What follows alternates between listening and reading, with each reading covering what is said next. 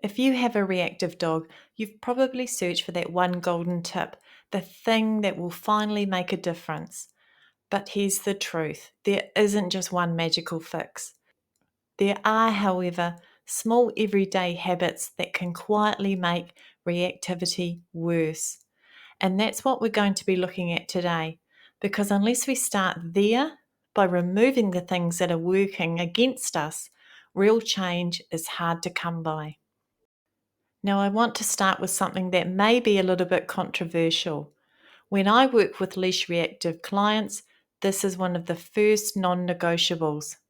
If your dog is leash reactive, stop taking them to dog parks. I know it feels like socialization and it feels like freedom for your dog, but for most leash reactive dogs, it does far more harm than good. Easily 80% of the reactive dogs I work with have been going to dog parks regularly, and it's often making their reactivity worse. Why? They're already on high alert. They're reactive. Dog parks are chaotic. There's new smells, sounds, dogs. They're forced into close contact with unfamiliar dogs and unpredictable energy from those dogs. And they're often overstimulated before they even get out of the car. Off lead, dogs can approach or avoid at their own pace. On a lead, they lose that choice. And when you remove choice from a stressed dog, they feel trapped. And that can lead straight to reactivity. Throwing a reactive dog into a group of dogs in a noisy, fast moving environment isn't helpful. It can be flooding. The pattern trap. One of the most common mistakes I see is owners doing the same routine over and over again, hoping their dog will just get used to it. But we can't expect change if we're not changing what Down we to the do. ground. Down. It's not about pushing through. Whoa. It's about paying attention to what our dog is actually telling us. So let's take a step back and look at the bigger picture. We need to stop thinking of walks in terms of distance or time. Just because you've always walked 4 blocks twice a day, it doesn't mean that's what your reactive dog needs right now. Instead, think of the walk as a training opportunity, a communication session, a moment to build trust. Some dogs do best just outside their home. The familiar environment, the smells, the sounds, it can all help reduce their baseline stress levels. Others do better in open fields or quiet areas where there's plenty of space between them and their trigger. The point is, your walk should work for your dog. Short sessions, big results. Here's a small shift that can make a big difference.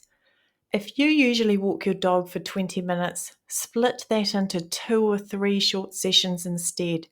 Even 5 or 10 minutes can be incredibly productive if your dog is calm, connected, and learning. Shorter sessions help your dog build confidence without becoming overwhelmed, and they help you stay focused too, which leads to better timing and better results. Remember, success builds momentum, and momentum builds confidence. Too much exercise. Here's something most people don't consider. Too much exercise can actually backfire, especially for reactive dogs. When dogs are over-exercised or overstimulated, stress hormones like adrenaline and cortisol spike, and those same hormones are released during a reactive outburst. The body doesn't really know the difference between overexcited and panicked. It just knows stress. So instead of chasing exhaustion, focus on calm, regulated activity. Enrichment over exhaustion.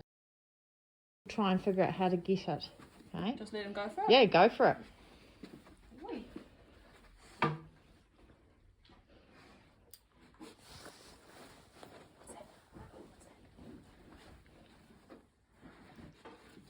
Good. If you come around here, she's hardly made a dent in that.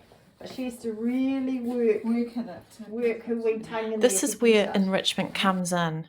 Sniffing, chewing, licking, problem solving. These aren't just fun, they are powerful tools that can help your dog naturally regulate stress. A 10-minute scent game or puzzle feeder can be more valuable than a 30-minute walk around a busy neighbourhood. When in doubt, calm the body and calm the brain. The hidden trigger, windows.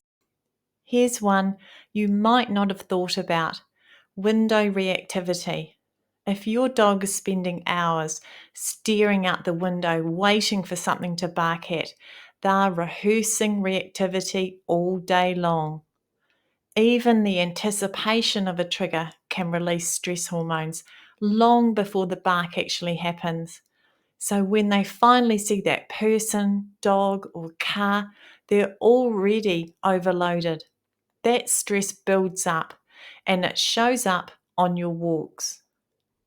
Blocking access to those triggers indoors can make a big difference. You're reducing the pressure before you even step outside. And here's a really important reminder: you can't train a dog in the middle of a reaction. Once they've lost control, the learning window has closed. All you can do in that moment is manage, get space, do a U-turn, or calmly remove them. Real training happens before the reaction. That's why we focus on building resilience and lowering the dog's baseline stress first. The big three.